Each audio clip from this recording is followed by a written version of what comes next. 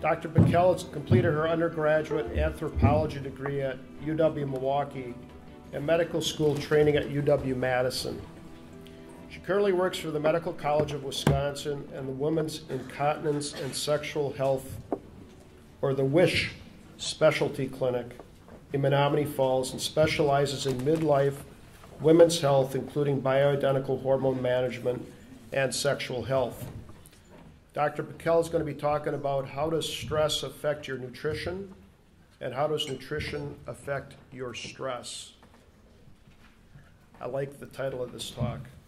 So please welcome Dr. Jacquelyn Paykel, please.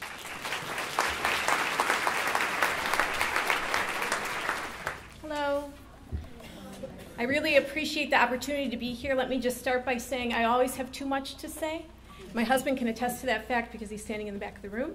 So we are, and we don't have the slides up yet. Okay, so all of these slides will be available online, but we may not get to all of them.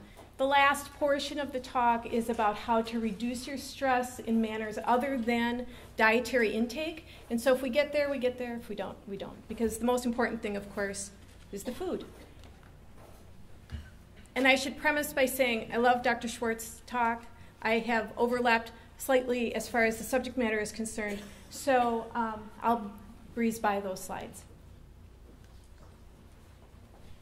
Okay, so what is stress? Well, we're going to talk about that as well as foods we eat when we are stressed, foods that cause stress, foods that reduce your stress, and then other forms of stress management. I thought that this was a pertinent talk because 2/3 of all visits to the doctor in the United States are stress-based.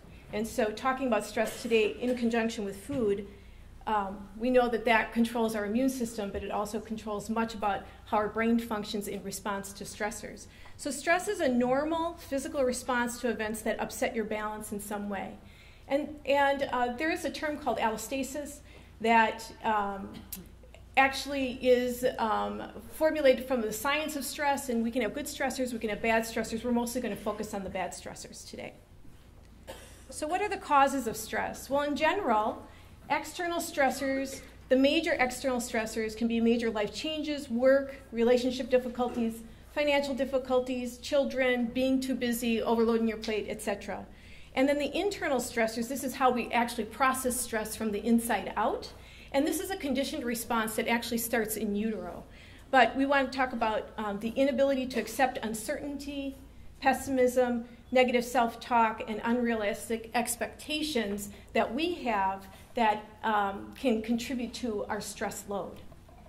So as far as the United States, what are our stressors? Money, work, the economy, relationships, and family responsibilities. We do pretty well in the Midwest, though. This is a study that looked at hundreds of people from throughout the country, and they interviewed them as far as their stressors are concerned, and they looked at the East, Midwest, South, and Western regions. And actually, we had we complained of less stress than the other regions did. We're pretty close to the South, but the Midwesterners consider themselves the least stressed. So that's pretty good. This is interesting about the United States. 60% of U.S. adults report that they have moderate to high stress. 33% of kids also report stress symptoms. 69% of parents actually believe that their stress levels do not impact their children. And only 14% of children say their parents' stress does not impact them. They're very insightful, aren't they?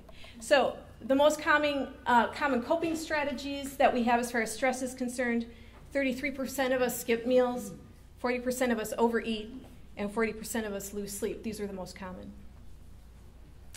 As far as distribution of psychological stressors in the United States according to age, across the board, in 1983, 2006, and 2009, the youngest population, less than 34, always complained of the most stress.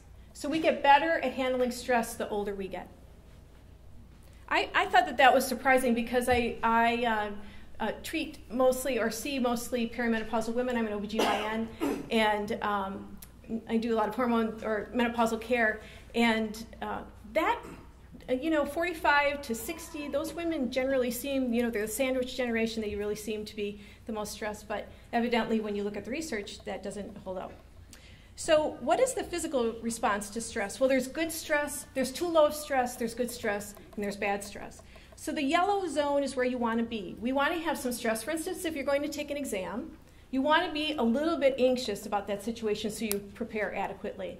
If you're too lax, you're not going to do well. If you're overtaxed by preparation, you're not going to do well either. So you want to be in that yellow zone, and you certainly don't want to be in the red zone. That's considered burnout. We're going to talk a little bit about that. But before we get there, let's talk about the 3 stages of stress. So first of all, there's the alarm. That means that your adrenaline is released, and this is the fight, flight, or freeze mechanism that occurs. And then resistance. So this is how you learn to cope with certain stressors. But if you shouldn't be coping with them, if they're taxing the body too much, then you become exhausted.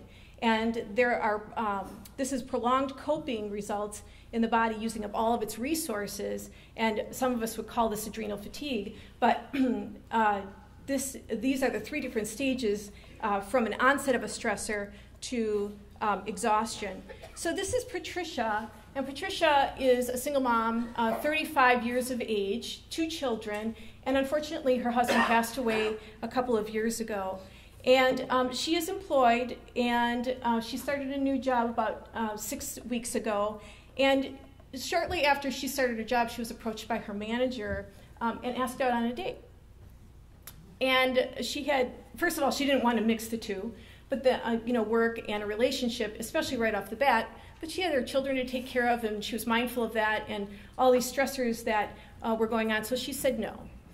So a couple weeks later, they're in a collective meeting, and her manager attacks her verbally in front of everybody about an insignificant issue. So this is her alarm. She is now uncertain about her environment on a regular basis. And sure enough, over the course of the next 6 months, he comes and he's berating her on a regular basis. And she copes with it, and then all of a sudden, she's reached the stage of exhaustion. She didn't want to say anything. She was afraid she was going to lose her job. She needs to support her children and herself. However, now she's exhausted, and she feels like she doesn't have a voice. So what ends up happening with her? Depression, anxiety, and then she ultimately takes a leave of absence. So this is really what we want to avoid as far as stress is concerned, but this is not uncommon. The most common sort of stressor that we have is work-related stress. And when we looked at the first graphic that talked about the sources of stress, it was money and work, and those are actually connected. So again, her major life changes. Her husband had passed. She has a new job. She has financial difficulties. She's trying to care for her children. And then internally, of course, negative self-talk is something that's very common when you're in a challenging situation like that. And so all of these stressors resulted in her becoming exhausted. So what is the actual physical response as far as stress is concerned? Well, we can see that, so you have all of these things going on in your mind. And then the hypothalamus reacts, a part of the brain, and communicates with the pituitary that extends from the brain. And then the brain releases a chemical called ACTH. And the ACTH then communicates with the adrenal glands. And the adrenal glands are the stress response center, right? So we have you can see on the left-hand side the kidneys, and on top of the kidneys are the adrenal glands. Do you see those big blood vessels that are connected to those adrenal glands? This is a direct pathway to the aorta. So when you get stressed out, the whole body within seconds feels the same way. Okay? I always talk to my patients like their body is a pot of soup. It's 70% water, and soup is about 70% water. And what affects one thing affects the other. You can't cook the potatoes without cooking the carrots at the same time. If you're stressed out, every cell in your body is stressed out. Okay, so this is the stress response. First, you have the alarm. So there are 2 different types of stress responses that we have, and evolutionary-wise. One was, these are the 2 ways that you could ultimately lose your life: a predator or starving. So this is the predator, of course. And with the predator response, you have epinephrine and norepinephrine that are released from the adrenal gland. This is what happens in the body with the immediate stress. You can see that We have reduction in saliva. Actually, what's happening is that the blood is focusing on those areas of the body that will help you either get out of the way or fight. So you're going to widen your blood vessels, your blood pressure increases so that you can feed your muscles. Your heart beats faster. Your stomach actually comes to rest because it's not needed at that particular time. Your muscles become more tense. Your pupils dilate. You're on high alert. So this is the acute stress response or the alarm response. But chronic stress is a little bit different. Chronic stress is the response to emotional pressure suffered for a prolonged period over which an individual perceives he or she has no control. So then here we have the graphic, but you can see that now it's cortisol that is actually being released from the adrenal gland. So again, cortisol, the body believes it's starving. It goes into starvation mode. What happens when you starve? The body wants to save everything it possibly can as far as energy is concerned. We have a direct relationship between stress and weight gain, and this is where it starts. So all of these different things that evolve because of chronic stress, migraines, high blood pressure, sleep disruption, GI disruption, acid reflux, eating disorders, accumulation of plaque in your vessels, etc. So chronic stress, we know type A personalities, stressed people, more commonly die from heart attacks. This is why. And so stress is this is what we really need to try and control. When we look at adrenal impairment, you can see that the red line is cortisol. And initially, during the alarm, it doesn't go off very much because norepinephrine and epinephrine are taking its place. But then when you get the resistance stage, your cortisol heightens, and then all of a sudden it becomes too much for the system and the adrenal glands, and then it slowly declines. And then you find yourself in a situation where you don't have enough energy for anything, you don't have an immune system to fight off simple viruses, etc., and this is what you end up, adrenal fatigue. Now, I understand that this is not commonly thought of as a disease process in the conventional community, but I don't think that the adrenals function on a black and white situation. I don't think that they're overactive or underactive or normal. There's a whole gray zone, and we all differ genetically as to how much we need our adrenals to function at any given time. And so how does food impact our stress? Well, how does stress impact our food? Stress eating, stress causes poor food selection. And as you can see here, she has all those chemicals that Dr. Schwartz was talking about sitting in front of her, consuming them. But after all, stressed is dessert spelled backwards, so of course this is what we should be consuming when we're stressed out.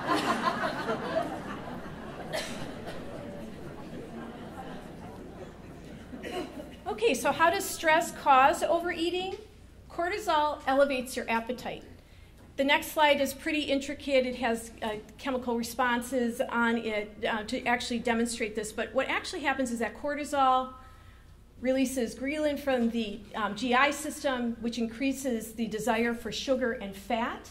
And when you eat sugar and fat together, there are opioids that are released in the brain that decreases your stress level. And that's why we crave, when we're stressed out, we crave fat and sugar. So this is actually the chemical response, but you can see that chronic stress actually releases ghrelin, and then you have an increased desire for palatable foods, which we in the United States call fat and sugar combined together.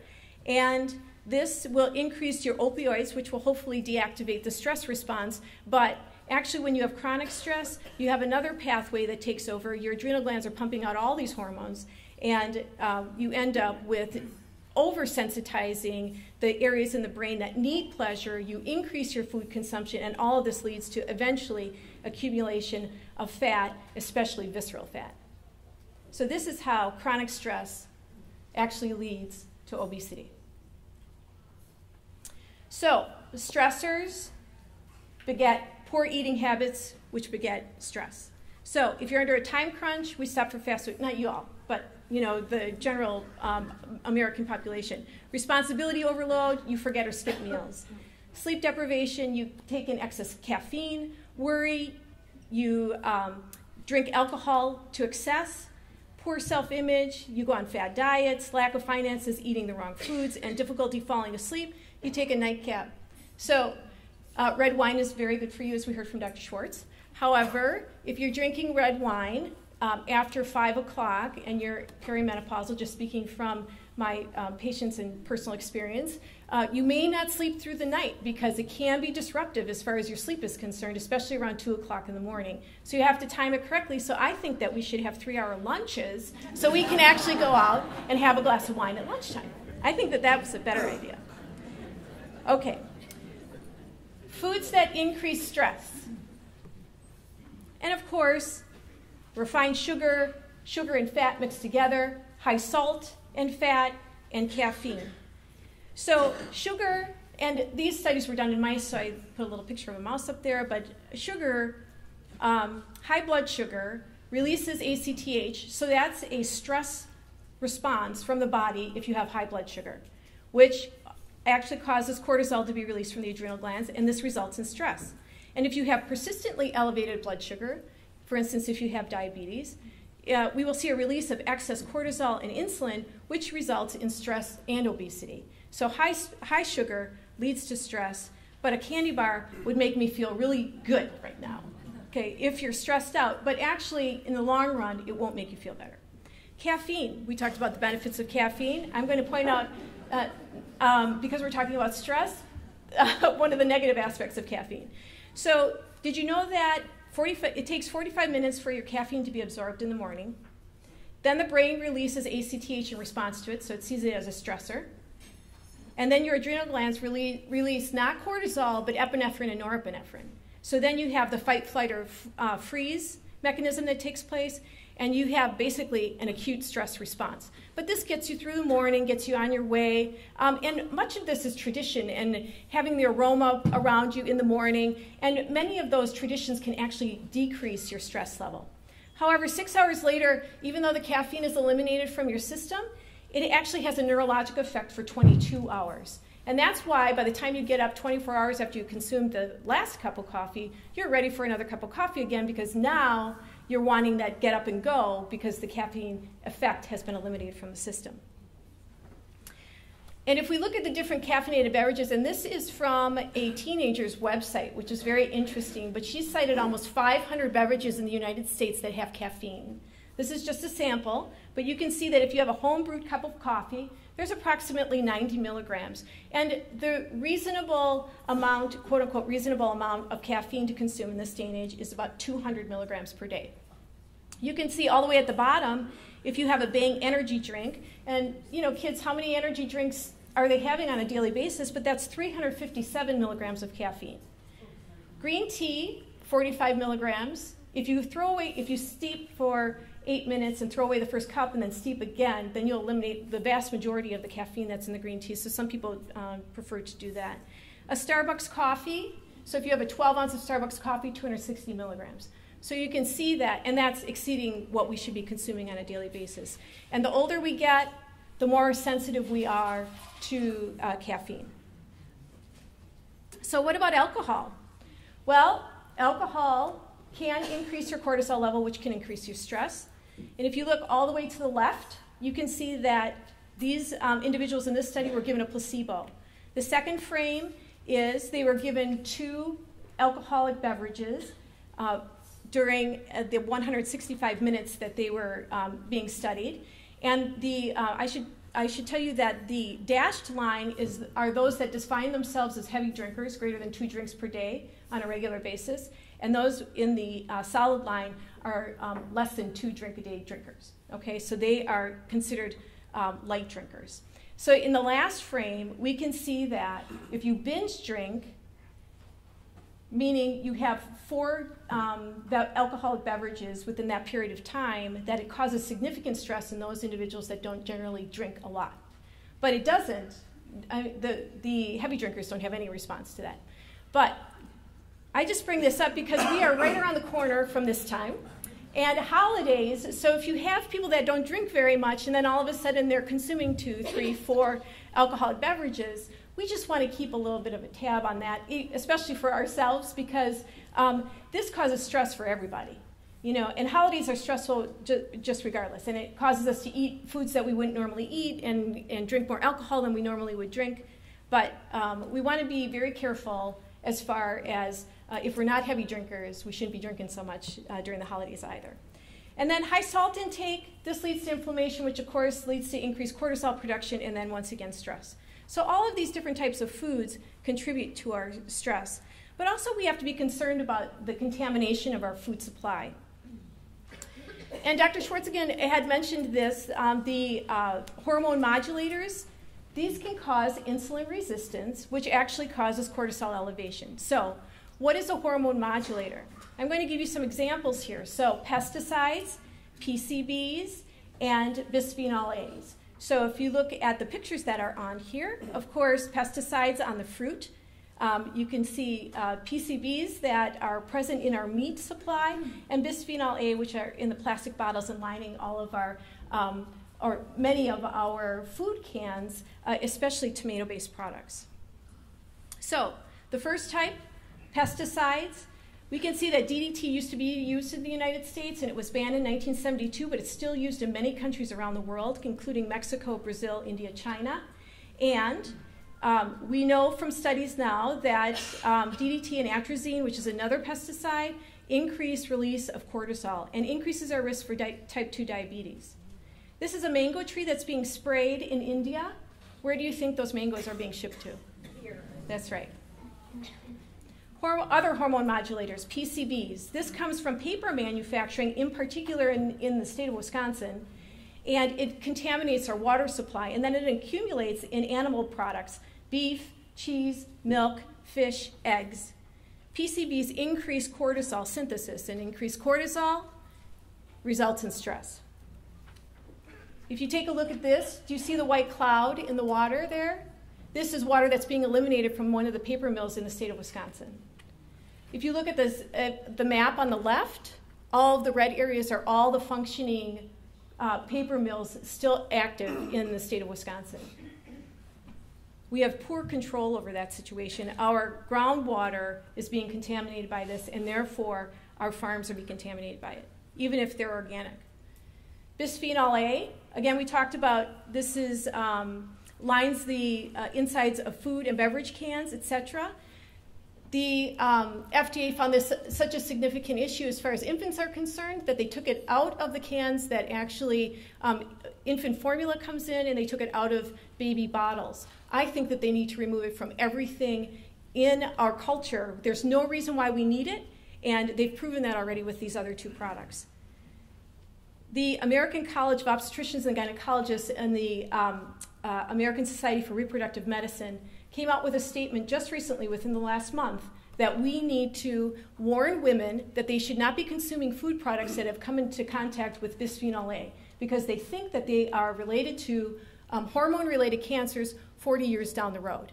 So they think that increased breast cancer, ovarian cancer, uterine cancer, testicular cancer, male infertility, etc. They also think that it's related to insulin-dependent and non-insulin-dependent diabetes.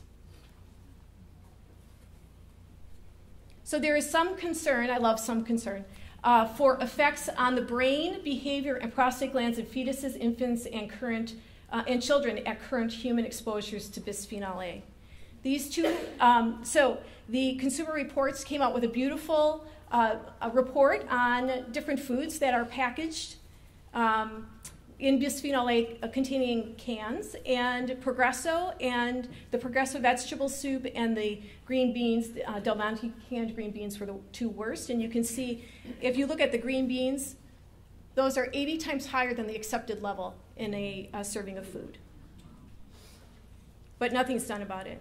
Just a quick caveat, we are not just contaminating our own food supply, we are contaminating the food supply of the world. If you look at the gray zone in the middle of the Pacific Ocean here, this is otherwise called the Great Pacific Garbage Patch. And it is now estimated to be approximately 2 times the size of Texas. And this is the garbage patch. Can you see the man in the canoe going through the garbage patch? This is ridiculous. We have this floating in the middle of the ocean.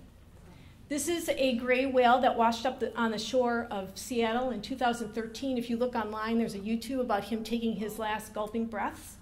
When they autopsied him, this is what they found in his stomach. It's disgusting. The one thing that we could do for everybody is stop using plastic bags. Okay, foods that reduce stress. Okay, so big breath. I got stressed just making this PowerPoint, let me tell you something. Okay, all right. The more complicated your physical, emotional, or spiritual life, the simpler your diet should be. And I find this to be true, but this was written by Dr. Claudia Welch, who is a very well-known Ayurvedic practitioner in the United States. Okay, there's healthy eating habits that we should form. Eat in calm mood and environment. Engage in uplifting conversation. Be surrounded by people that you want to eat with. Have good quality and right quantity of foods. And bless or express gratitude for your food. We believe that it changes the energy in the food, even if you pass on goodwill to the food. Decontaminate it with your thought process before you eat it. We need to make and model good choices, especially for our children and grandchildren. Nutrition to decrease stress, so improve your nutritional value of the calories that you're taking in. You should decrease the sugar, fried foods, hydrogenated oils, increase low glycemic, or increase, did I say that backwards? We should be decreasing those and increasing the low glycemic load foods, omega-3 fatty acids. We should reduce our chemical load, reduce alcohol, eat organic if possible, hormone-free, additive-free, and eliminate artificial sweeteners. I tell my patients, if you're going to do anything as far as organic is concerned, if you can't afford it, please just do the milk products organic. There are so many contaminants in our milk supply. Consume organic milk, if nothing else. Mediterranean diet is a good start. Anti-inflammatory diet. There are several other diets out there. This is the Dirty Dozen and Clean 15. This is the Environmental Working Group. Just going to that website, you can get that. And then, okay, so omega-3s, we know that they reduce stress. So we can look at salmon, which is the most dense in omega-3s. All you have to do is eat 2.32 ounces to get a gram. And all the way at the bottom, we have cod and haddock and catfish. But eating fish is really important in this crowd. I don't need to tell you that. Other calming foods, calcium, so milk products, organic milk products. Bedtime snacks, this actually is complex and simple carbohydrates, but this is basically to get you through the night so you have good sleep, so then your stress is reduced in the long run. Almonds, vitamin B and E, and omega-3 fatty acids. Vitamin C in oranges, comfort foods. Interestingly, the oatmeal is an interesting caveat. So we have regular pressed oatmeal that is the instant oatmeal, and then we have the steel-cut oats, which are a much better choice, right, because they're a whole grain. But eating the oatmeal in and of itself produces serotonin, so it's an anxiety reducer. Okay. I'm not advocating eating this every morning because it really can add, you can pack on the pounds quickly if you're consuming even oatmeal on a daily basis. It's good for your cholesterol, but it might not be good for your waistline. So I recommend going back and forth between two. Eggs are another good option. Complex carbohydrates reduce your stress level, and then also herbal teas, and those especially that contain valerian, lemon balm, etc., chamomile.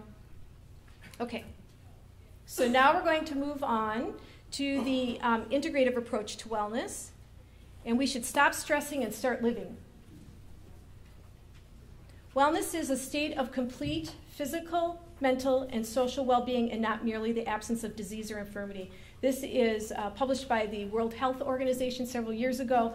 I believe this, those are my grandson's little feet.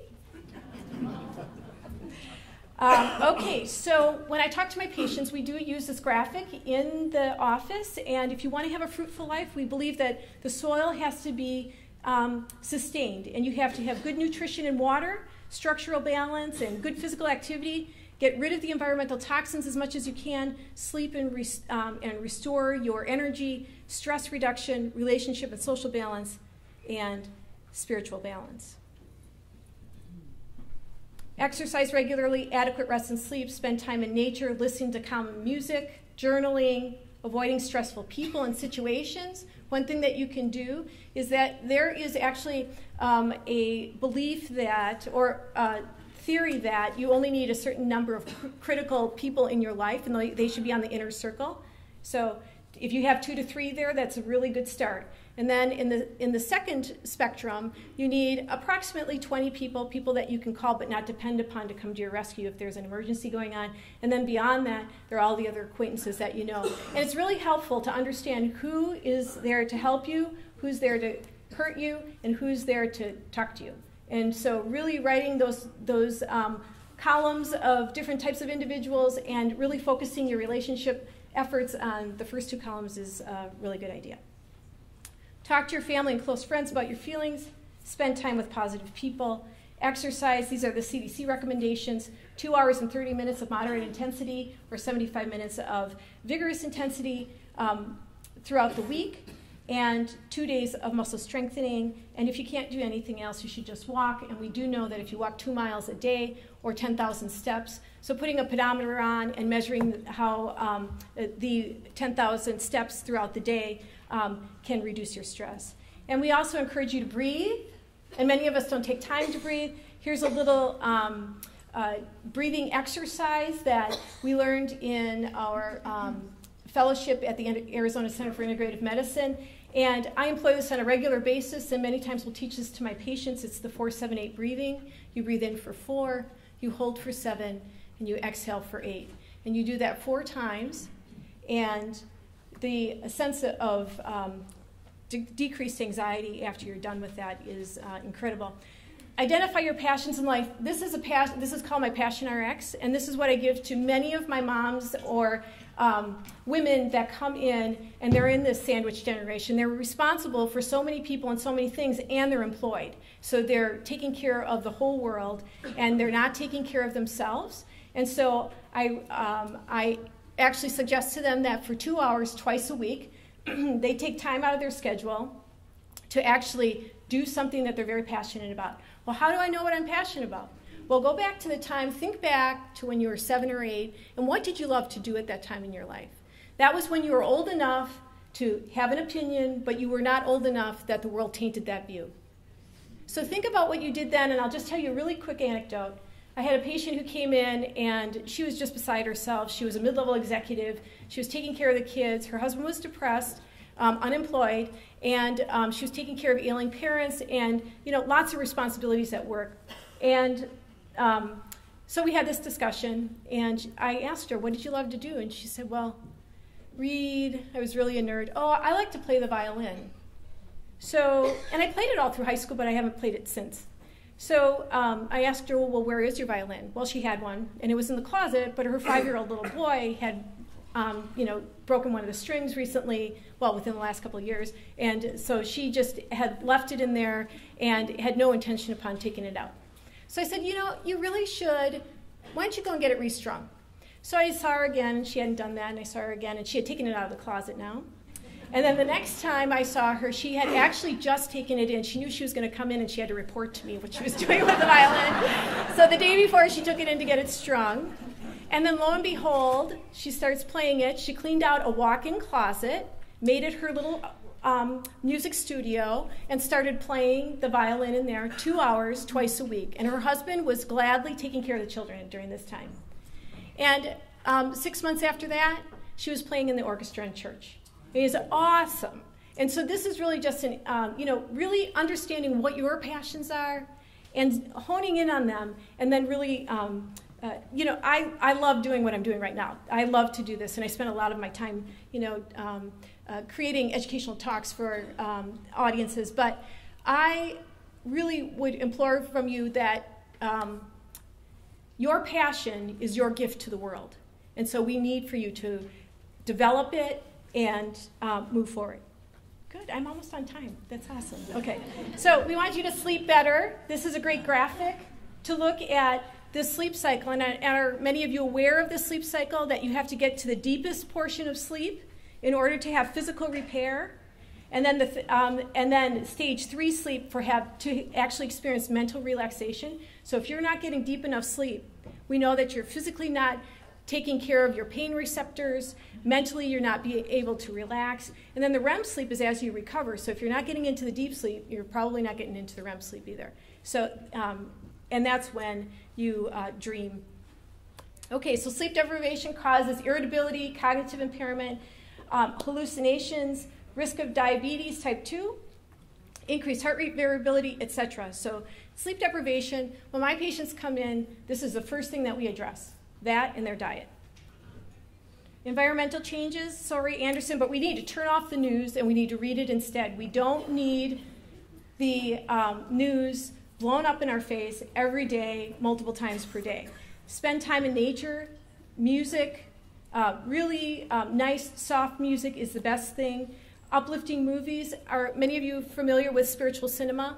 So this is a subscription that you can get on a daily basis. The spiritual cinema is, I was struggling. I didn't want to see any of the movies that were out and about, and I was really having difficulty going out for entertainment. And then we found this, and these are, it's a CD that comes to your house, and there are actually a DVD, and there are 4 movies on there, 3 shorts and 1 feature length, and then they have a spiritual motivator that is also speaking or being interviewed on there as well. And it comes on a monthly basis. It's fantastic. My kids make fun of me. They sit down and watch the movies with me. I'll be it. As far as the color of your environment, green is the most calming color. The inside of my house is almost entirely green, like a moss green. Aroma, lavender, vanilla, rosemary. Lighting, blue lighting, light box, and eliminating fluorescence is very important. I want to mention the last item on this list, which is calm.com. This is a new app that is fantastic. Last night, I was on call, and I woke up at 2 o'clock, couldn't get back to sleep, thinking that I was going to be called into the hospital for some reason, I don't know why, and turned on calm.com, and I was listening to the rainstorm that was on there. You can set it on a meditation for up to 30 minutes. It's free, and it just really is a wonderful website. I'd suggest that you tap into it. We won't go through the mind-body integration, just I'm going to say that it's very important for us to understand our brain and our bodies need to be united. In the 15th century, they were separated. Religion took everything from the neck up, and science took everything from the neck down. And we need to reunite those, and these are many ways that you can do that. Mindfulness is actually to strive to focus on the present. We know that it reduces stress. This is a great study that was done by Jon Kabat-Zinn, published in 1992 already. And the little gray zone that you see there were the 8 weeks that they were actually under treatment for mindfulness-based stress reduction. And you could see that they steadily decreased panic and anxiety through that period of time, and it lasted for weeks on end afterwards. Okay. You're braver than you believe, and stronger than you seem, and smarter than you think. That's Pooh's wisdom. Here's Maya Angelou's wisdom. I love this. We do the best we can with the tools available to us at the time, and when we know better, we do better. I ask you to do better. This room probably you do well already. So. But reflection on wellness, eat less and eat better, move more and sleep more, surround yourself with good thoughts, good people, and good air, and seek balance. Thank you.